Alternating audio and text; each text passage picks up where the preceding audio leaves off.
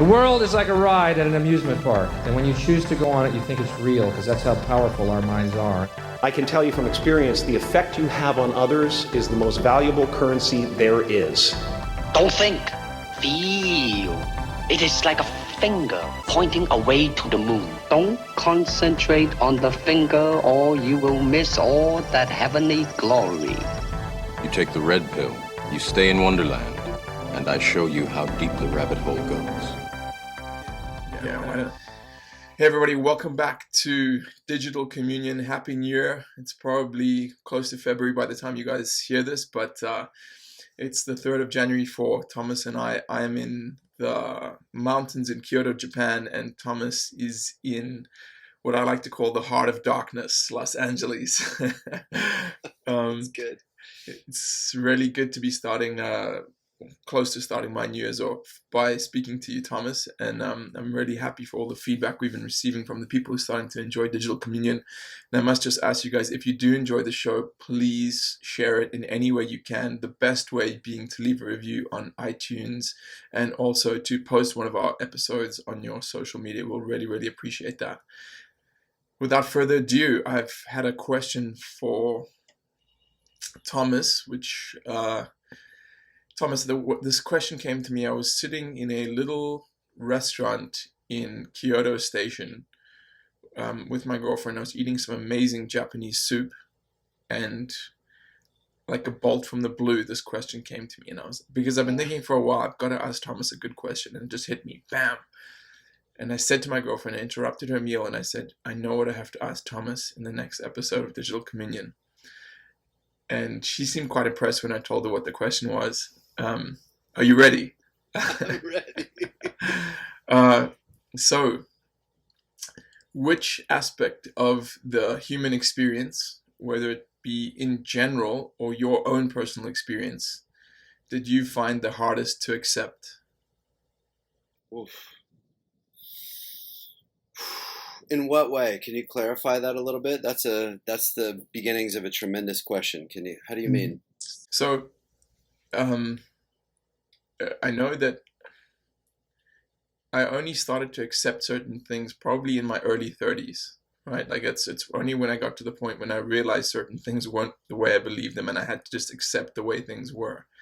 One of them, for example, is there's that expression. Well, this is one of mine. Maybe it'll help bring something out of you, and that is there's an expression that says setting out becoming human is like setting out in a ship that you know will sink, right? And it's referring to death, right? And one of the things I had to accept is I'm not going to live forever. I'm going to die. My body is going to degenerate, and I am going to eventually become old and die, if I'm even that lucky, right, to get that far. Right. And I don't know, that for me was something very difficult to accept. Another one was, I think we've spoken about it before, the understanding that maybe the just world hypothesis isn't true, and maybe that people who screw other people over and get ahead, maybe there is no karmic retribution or comeuppance for them. That was another one that was very difficult for me to accept. Is that the case then, that you have accepted that is how it goes? You think there is no karmic retribution? I haven't made up my mind on that one. I still it goes either way sometimes. This is an excellent question, but I just want to stop and clarify something real quick.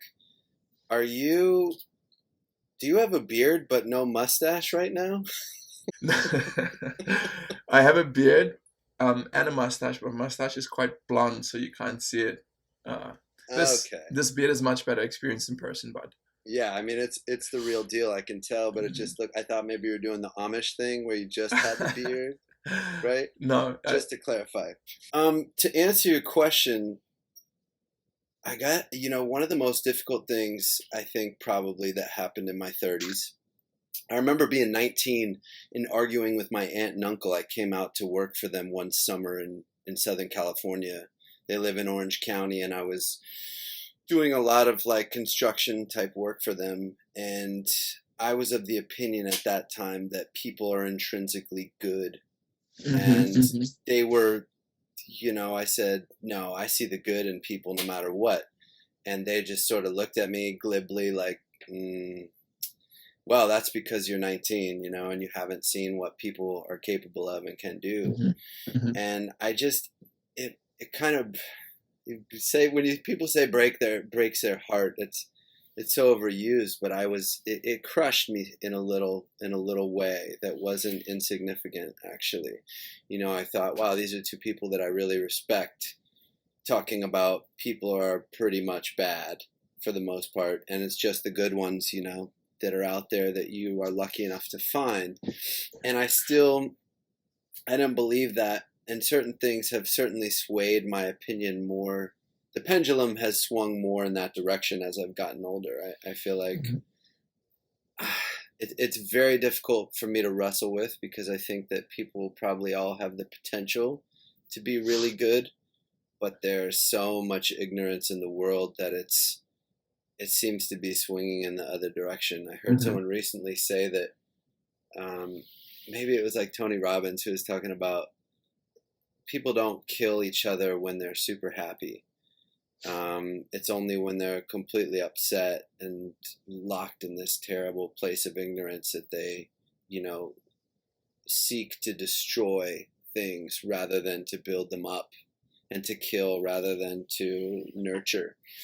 And it would seem like, I don't know if it's really happening or if we're just more aware of it because of the speed of social media and, communication in the digital age. But it seems, like there's a lot more fear and death and misery and destruction now than when I was 19 years old. But again, I don't know if that's just the impression that I get because of my Facebook feed and the Twitter and the Instagram feed and everything that I'm seeing. Actually, Instagram is one of those few places that's pretty joyful in social media. But if you look at Twitter, I guess there's three possible variables that are all interlinked and influencing your perspective that I can see, at least. And the first is that the population has grown since you were 19, so there's generally more experiences happening. That means there's generally more negative ones happening, as well as positive ones. And the second one is that you are just more aware and less naive than you were when you were 19, as we all become as we age, which I think plays a role in. But I actually think that in general, we see a lot more of the bad stuff, but that's just because we have more access to things like social media, and there's more people with mobile phones in their pockets that can record something on the video camera when, like, I don't know, earthquake happens or something like that. But I watched an interesting TED talk the other day, in which I'm afraid I can't remember the title of it, but this guy was just basically showing that the world is getting better, that incidences of war are decreasing, people's levels of poverty are decreasing, and people are becoming economically empowered all over the world in greater numbers than they ever did before. There's less terrible diseases like polio and anthrax and things like that. Those are slowly being eradicated, and science in general is massively improving the quality of our lives and the quality of experience on this planet.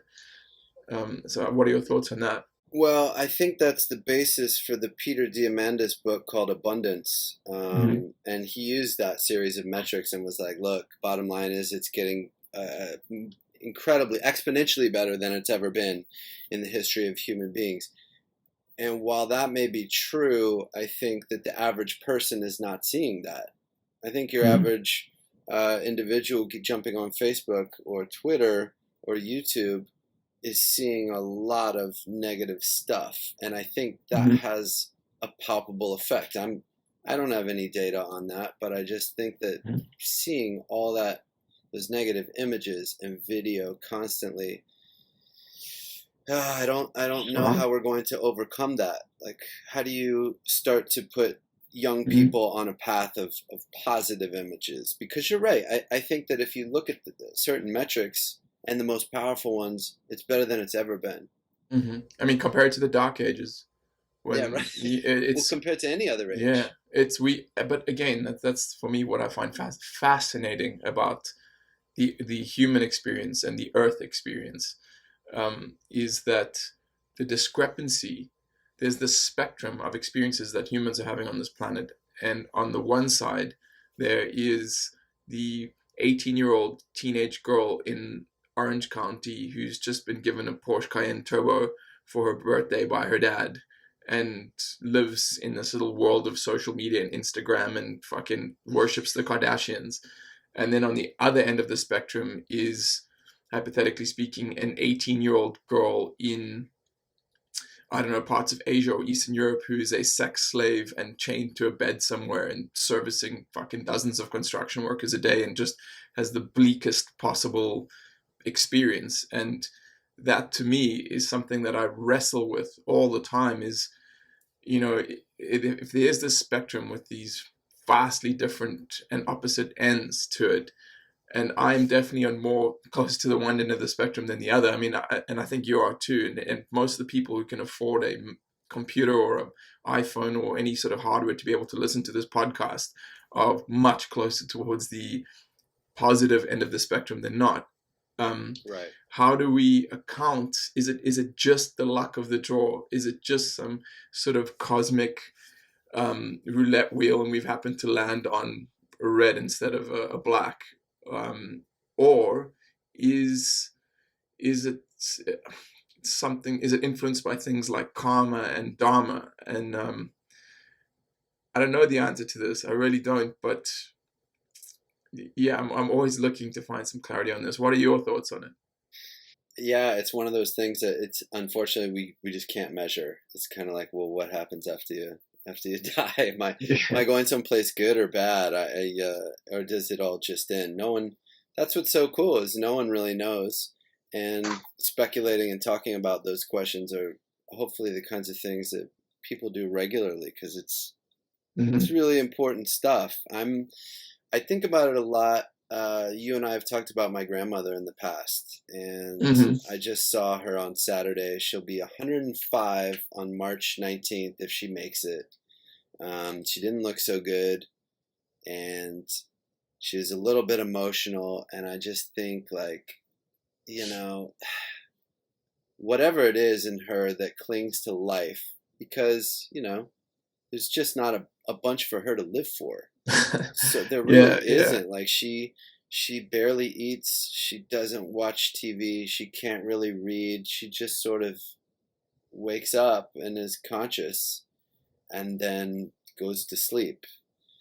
And it's challenging. So I'm like, well, I don't know really where I'm going with that, Nick. It just made me really think hard about her and living so long. Oh, I'll tell you what it was. This is what reminded me of it.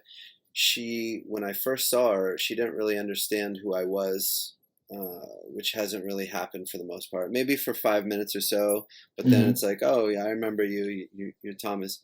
At some point, I'm not certain she knew who I was, but she flat out told me, I never thought I would end like this. I never thought I would live out my days in a place like this.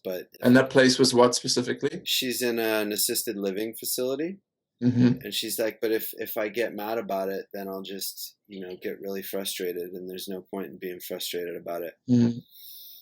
It's interesting. I've often thought, as I said earlier in the conversation, that my perspective swings from pole to pole. Like, maybe it's just a coincidence, and maybe there's something like dharma and the wheel of life and reincarnation. And I've often considered that if I ever, let me give you an example. My business partner is a doctor. He's an incredibly intelligent and astute doctor. And we were talking about caffeine. And he drinks a cup of coffee a day, and I'm like, I have a cup of coffee maybe once a week, and I'm actually trying to wean myself off it for various reasons. And he cites studies that claim that coffee can actually increase your life expectancy and has a bunch of health benefits. And I came across a study that cited that it actually decreases life expectancy. And when I told that to him, he said, "Oh, bud, well, in that case, just think about it this way. It's just going to be shaving a few years of shitty old age off your life."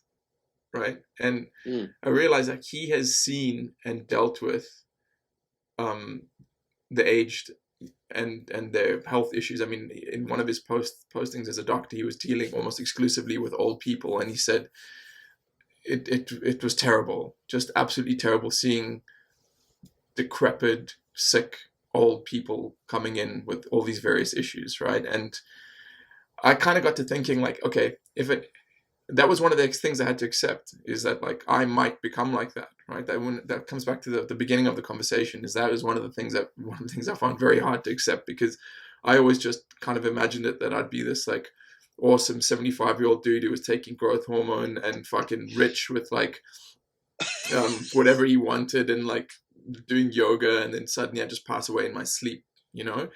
Right. But maybe that's not That's your dream. right. But maybe that's not going to happen, and maybe I'm going to get really old and crappy. And I kept thinking to myself, especially when Mark said that to me, that's the moment I accepted it. I thought, okay, well, if that happens, I'll just fucking end it all. You know, like, if I ever got to this situation that your grandmother was in, I'd just be like, okay, I'm gonna jump out of an airplane without a parachute, or whatever cool way I choose to end it.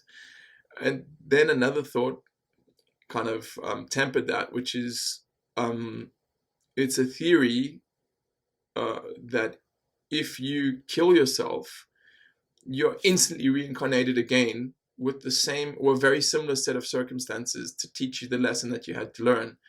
So, for example, like, let's say John Smith, I don't know, he has a business that's failing, and his wife's left him, and his everything's just fucked. All his circumstances are terrible. And he decides, okay, I can't take this anymore. I'm dipping out the game, like, kills himself. And then he's instantly reincarnated into a family and set of circumstances that are going to lead him to a point where he's at a very similar stage to learn that lesson again. And I like that idea a lot, but, like, what lesson is supposed to be imparted by dealing with neurodegenerative disease for the last 20 years of your life? So interesting that you asked that, because I just had this discussion with someone else, specifically my girlfriend, she went through a very difficult time in her teens, and she at one point she thought, like, why didn't I could just kill myself and get out of this? And then she realized, on a deep level, her instinct was, no, I'll just have to come back and do it again and learn the lessons I have to learn.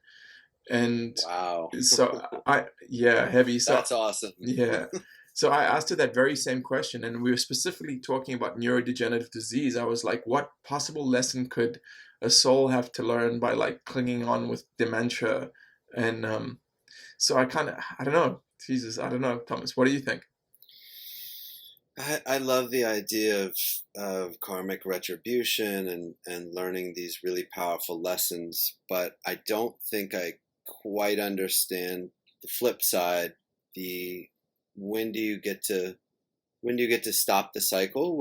Must you reach enlightenment in order to stop getting thrown into the loop to learn the same lesson over again? Is that what the suffering cycle is about? Oh. So it's interesting, because that brings up something else that I've been thinking about. There's different competing theories on what the human experience is. One of them is that life is supposed to be a celebration, and it's a gift that you earn. I speak about this all the time. It's a gift that a soul earns after doing a bunch of incarnations as different beings in different kind of species. You eventually earn the right to be a human, right? And so that this should be like a celebration. Every day you should be waking up like, wow, I'm fucking human. This is amazing. I get to experience all the highs and lows and all the different things. And then there's another theory that Earth is an asylum for lunatic souls that nowhere else in the universe wants, so they send us here, right? Which would explain. And I don't know, maybe it's both, because some days I wake, literally, I see it oscillate. Some days I'm like, fuck, I'm never coming back here again. I want to get out of this place as soon as I fucking can. You know, I'm done with the human experience. And other days I'm so fucking grateful to be here and to be human. That's balance, my man. That's balance right there. It is. If it was all one way, you wouldn't appreciate it by half, you know? I mean, it's just, I know exactly what you mean, and everyone alive past a certain age knows exactly what you mean. It can't all be perfect every day, and that's why it's so good to have routines and checks and balances for when you're starting to feel really terrible or going into negative loops. And I think maybe the flip side of your question is, well, so the question is, what is something you can't accept, right, about the human experience, or that you want not to do? Well, what was the thing you found hardest to accept? Right. And maybe so the flip side of that is, one of the things I've learned that I didn't even know existed was, you know, this journey as I've gotten older is understanding that it's always a choice. And I think we've touched on that before, but like, maybe the coolest thing I've discovered in the last few years is how I react to any given situation, whether it's death or success or exhilaration or, you know, abject disappointment, is completely up to me. And that is like an incredible freedom when you really, really understand that your negative thought patterns and spirals can be arrested in time and completely pivoted, or if not turned around into joy, at least stopped and eliminated. You don't think? Well, it's always a choice. And why would you choose to be anything other than happy? You see, okay, again, life is a paradox, because I think there is truth to what you've said, but I also think that a lot of our moods and the quality of our experience is dependent on the chemistry of our bodies and our brains, literally the chemistry, what's going on, and that chemistry is something you're not always in control of.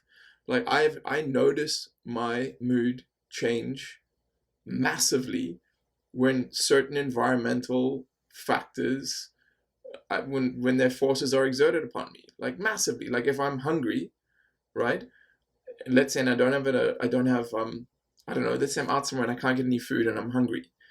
I start getting fucking irritable, and I can make the choice as much as I want to be like happy about it. And it does help it a little bit, but ultimately my chemistry is creating a bunch of thoughts in my mind. And that is, again, one of the, we spoke about limitations and we spoke about what the things were difficult to accept. And one of them for me was, in fact, the biggest one for me is accepting the fact that I am limited by the fact that I'm a human being.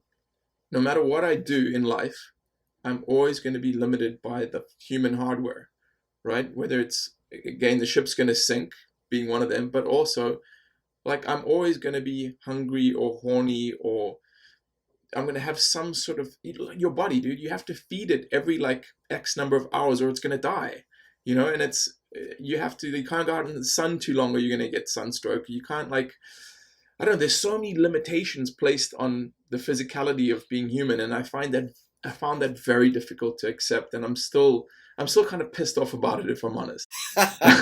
Well, the good news is you don't have to accept it the way everyone else does. This is why I know I constantly tinker. This is why I do things like a 5-day water fast, because I refuse to let my physiology have that leverage over me. I want to know that, I mean, how do you explain a guy like Wim Hoff, who is capable of bypassing his autonomic nervous system by virtue of his breathing training and his cold water therapy? Like, I love that. That's a guy who's saying, fuck this mortal coil, the way that we all know it, What can we do? What kind of power can we tap into that everyone thinks is impossible because of what we've been told or shown by a weak generation of humanity? Fuck that shit.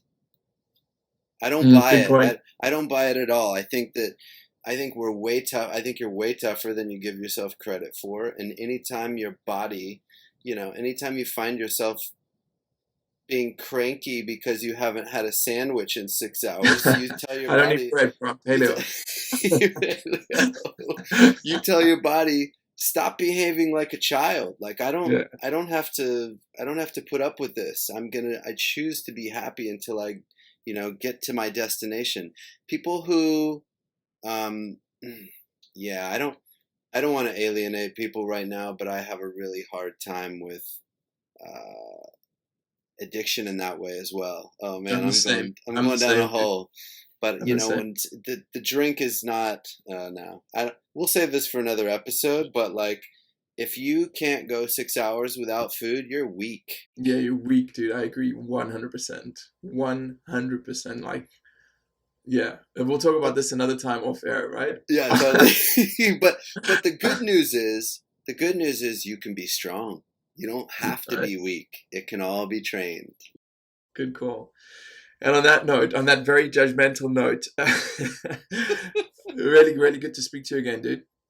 Great to speak with you. That was fantastic. Thank you for stretching my mind. You always stretch mine too. And thanks for listening. Remember, if you enjoyed Digital Communion, please leave a review for us on iTunes and share it with your friends.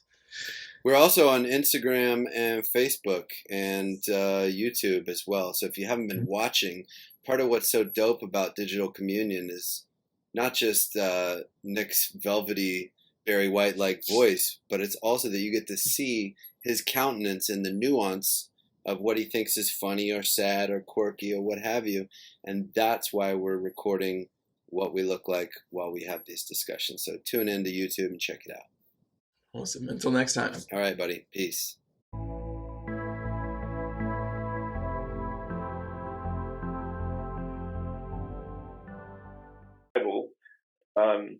One of my mentors who's such an interesting cat, he's just one of these guys who seems so charmed, like everything in his life, just everything he touches turns to gold, and I always think of him as someone who's got his shit together.